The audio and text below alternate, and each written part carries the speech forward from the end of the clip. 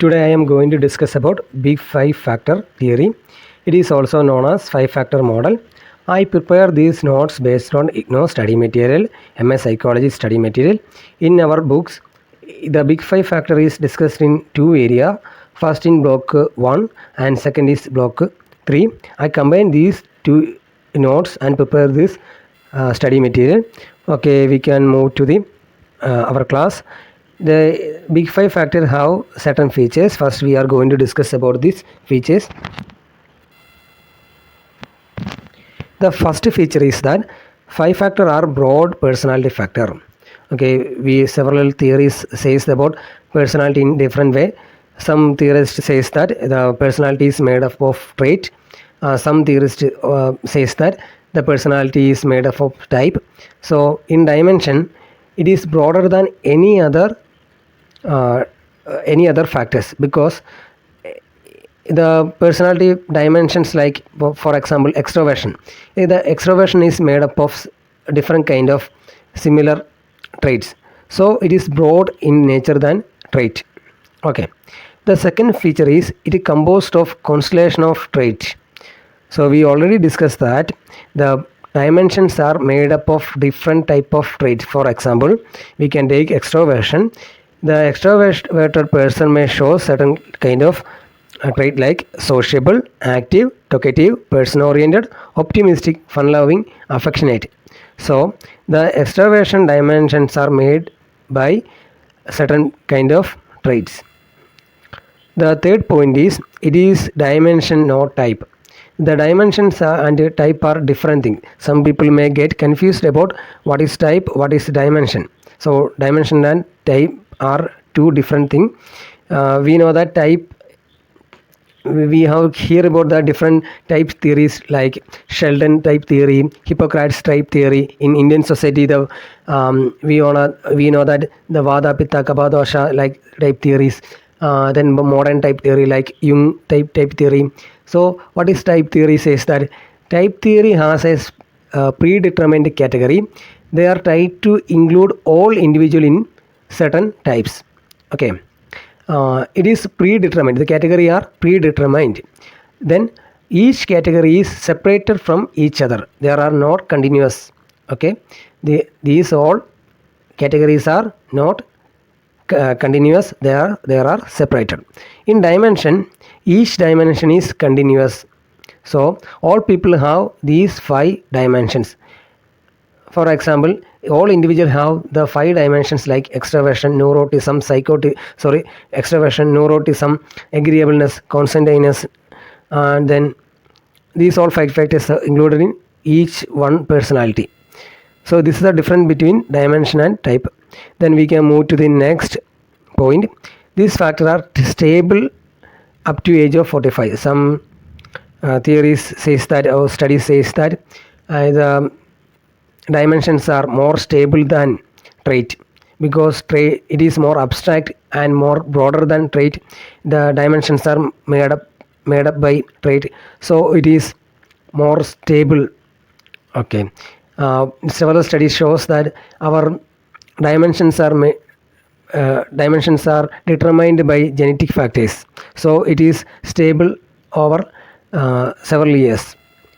The next point is that factors are largely determined by hereditary. Okay, we already discussed this. The sixth point is that these five factors are universal in nature. I already told you that we all human have these five dimensions in varying degree. Okay, the individual difference happen because of varying degrees of each dimension, but all individual possess these five dimensions. Okay, these are the features of five dimension, and then we can move to the each factors of five dimension. First is extroversion. Extroversion assess the quality and intensity of interpersonal interaction.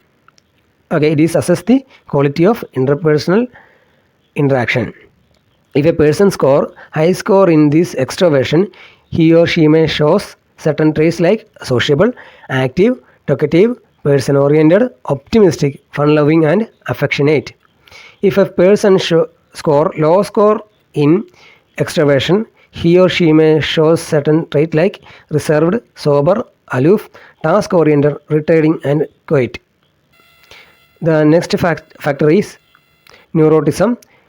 Neuroticism assesses the emotional stability and emotional instability. If a person scores high on neuroticism, he or she may prone to emotional instability.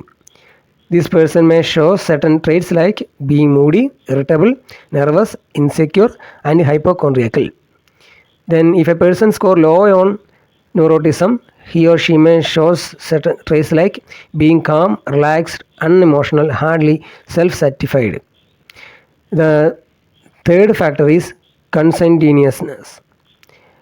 Conscientiousness assesses the person's degree of organization, persistence, and motivation in goal-directed behavior.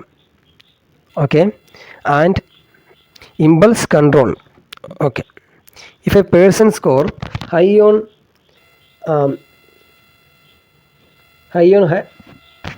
conscientiousness, he or she may show certain traits like dependable. We can dependable on that person, organized and hardworking, responsible, reliable. Okay, the person who score low on this dimension, he or she may show certain traits like undependable, disorganized, unreliable, impulsive, irresponsible, lazy, and negligent. The fourth dimension is agreeableness. This factor assesses the person's quality of interpersonal orientation. Okay, if a person scores high score on this factor, she or she may show certain traits like soft-hearted, good-natured, trusting, helpful, straightforward, and forgiving. If a person scores low on this dimension, he or she may show traits like suspicious, uncooperative, irritable, manipulative. The last factor is openness. Openness is intended to measure a person's receptiveness to novel experience and intellectual curiosity. If a person scores high on this factor, he or she may show some traits like imaginative, curious, and open-minded, embrace novelty and enjoying exploring new ideas and experiences. Okay, if a person scores low on this dimension, he or she may show certain traits like prefer routine, practicality, familiarity, less spontaneous, and imaginative. Okay, now we are discussing about some certain tools or inventories used to measure the Big Five factors. Which are these tools? First, the Big Five personality test, IPIP. We can call it as IPIP. It is developed by Goldberg in 1992. Okay, it is based on International Personality Item Pool. Then it is measure openness, conscientiousness, extraversion, agreeableness, and neuroticism. Next is Big Five inventory. This Big Five inventory is developed by Olive John. Okay, it is consist of 44 items rated in 5-point Likert scale. It is measure extraversion, agreeableness, conscientiousness, neuroticism, and openness. The next important tools to measure Big Five factor is NEO-PI. So NEO means N for neuroticism, E for extraversion, O for openness. NEO is developed by Paul Costa and Mark Crane. It is assess the 5 dimensions of Big Five factors. Then the last tool is developed by Gerald Saussure. It is 40 Big Five mini markers, which it is intended to assess the 5 dimensions of personality. And then we now go to discuss about the important figures and their contribution in developing Big Five factor. So first is Ernest Tupes and Raymond Kurzweil. In the late 1950s, they laid the groundwork by identifying 2 personality traits, extroversion and neuroticism. These 2 persons find the extroversion and neuroticism in 1950s. Okay. Then Paul Costa and Robert McCrane, we already discussed that they are invented the NEO-PI scale. Then in 1917, they expanded the model by adding openness to existing EN traits.